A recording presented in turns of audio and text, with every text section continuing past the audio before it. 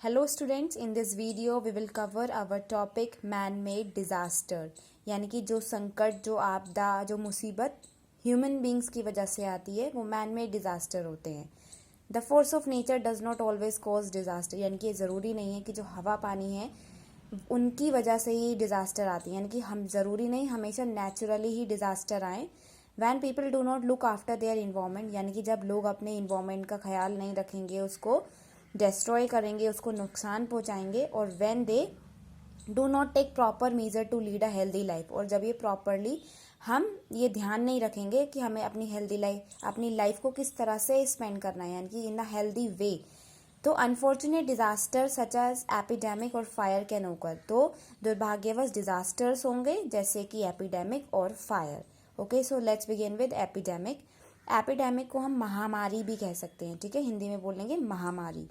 N epidemic occur when a large number of people are affected, यानी कि epidemic कब आती है? When a large number of people, यानी कि जब बहुत सारे लोग आर इफेक्टेड, बहुत सारे लोग इफेक्ट हो जाते हैं बाय सम डिसीज, किसी बीमारी से एट द सेम टाइम, यानी कि उसी समय, यानी कि इसका मतलब है जब बहुत सारे लोग एक ही बीमारी से इफेक्ट हो जाएं, वो एपिडेमिक होता है। Usually such disease are infectious, ज़्यादातर ये जो डिसीज है ये इन्फेक्शियस होती हैं, यानी कि which spread from one person to another, जो एक पर्सन से दूसरे को लग जाती हैं।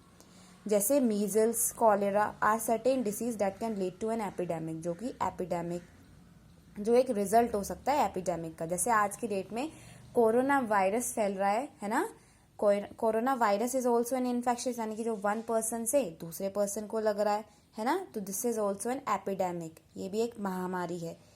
तो हम क्या प्रिकॉशंस लेंगे, क्या सावधानी बरतेंगे हम? जैसे following steps can be taken in case of an outbreak of an infectious disease, अगर ऐसी कोई इन्फेक्शियस डिसीज फैल जाती है तो हमें क्या करना चाहिए? First is it is important to maintain internal and external cleanness and hygiene, यानी कि ये बहुत ज़रूरी है कि हमें इंटरनल और एक्सटर्नल, यानी कि अंदर और बाहर की सफाई रखनी। अंदर से मतलब है हमें खुद की, ओके, हमें खुद को बहुत ज़्यादा क्लीन रखना चाहिए। क्लीननेस एंड हाइजीन, हाइजीन मतलब स्वच्छता, ओके, तो हमें इंटरनल अपनी खुद की भी और एक्सटर्नल यानी कि हमारे इन्वायरमेंट की का भी सफाई का ध्यान रखना चाहिए। Okay, preventive medicine should be taken after the consultation with a doctor, यानी कि मतलब मेडिसिन लेनी चाहिए जिससे हम ठीक हो सके अपने डॉक्टर से कंसल्ट करके।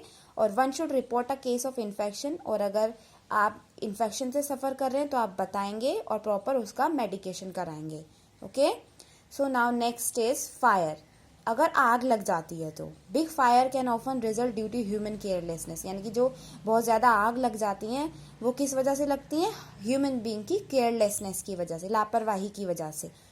Faulty wiring and gas and stove explosion, यानी कि जब कभी गलत वायरिंग हो जाए, है ना, गैस या स्टोव एक्सप्लोजन, गैस लीक हो जाए, तो इस are cause behind this disaster, यानी कि इसके पीछे क्या रीजन है? जैसे गैस लीक हो जाती है या गलत तार जुड़ जाता है तो इनकी वजह से आग लग जाती है ना।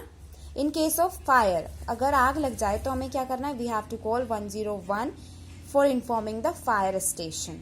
Okay, so what precautions we should take, क्या सावधानी बरतनी चाहिए हमें? People must ensure that the electrical wiring of their house या ऑफिस इज इन ऑर्डर, यानी कि लोगों को ये इंश्योर रहना चाहिए, बिल्कुल सुनिश्चित होना चाहिए कि जो उनके घर में या उनके ऑफिस में जो वायरिंग है वो बिल्कुल प्रॉपर है, और रेगुलरली चेक करा लेना चाहिए इलेक्ट्रीशियन से, right. Things that can catch fire quickly, यानी कि कुछ चीज़ें ऐसी होती हैं जो बहुत जल्दी आग पकड़ लेती हैं, है ना, जैसे कि सिंथेटिक फाइबर, सूती रेशे होते हैं, पेट्रोल है, स्प्रेज हैं डिफरेंट काइंड्स, तो हम क्या करेंगे? उनको अलग रखेंगे फायर से, ठीक।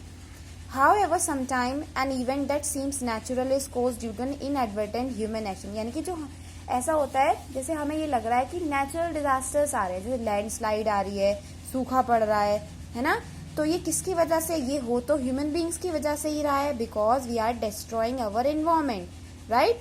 If we destroy nature by falling trees, making buildings, making pathway in mountains, है ना, हम यही तो कर रहे हैं आजकल, पेड़ काट रहे हैं, बड़ी बड़ी बिल्डिंग्स बना रहे हैं, पहाड़ों में से भी रास्ते बनाए जा रहे हैं, है ना, तो हम नेचर की इस प्रोटेक्टिव शील्ड को तो खुद ही छीन रहे हैं, जिसकी वजह से जो हमें बचाता था सुनामी से, लैंडस्लाइड से, ड्रॉट से, है ना, तो ये एक तरह से जो ट्रीज हैं, ये हमारा इन्वायरमेंट है, ये हमें खुद बचाता है डिजास्टर से, but we human beings are continuously harming it, हम नुकसान पहुंचा रहे हैं उसको।